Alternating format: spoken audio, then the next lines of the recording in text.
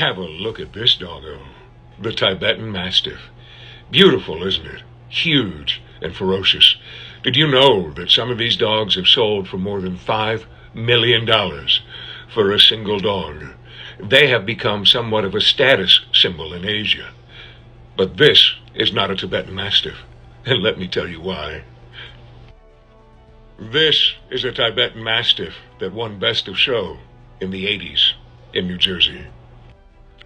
When they began looking for breeding stock in Tibet, this was the largest dog that they were able to find, and he probably was around 135 pounds.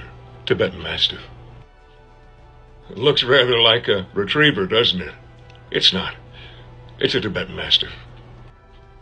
Another Tibetan Mastiff. You're probably getting the idea. You might be asking me then, well, creature, where does this guy come from?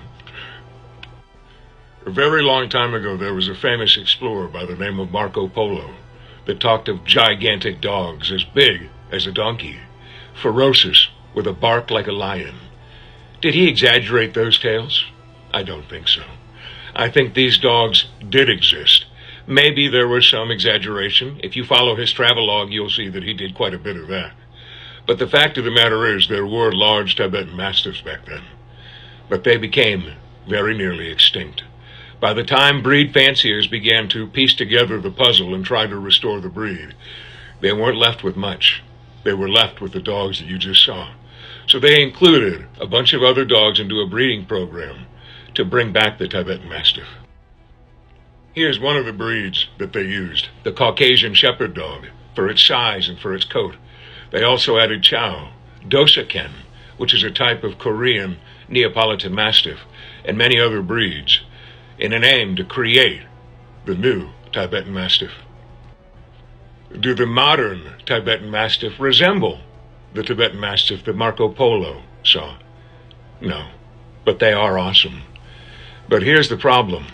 I keep hearing people talk about their outstanding working ability.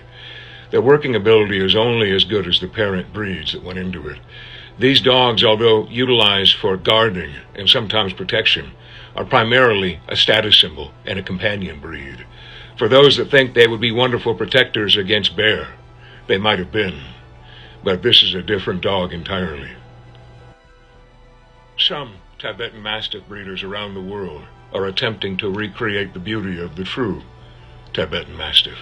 A working dog, old and incomparable. One of the very first and one of the very best. We'll see you soon.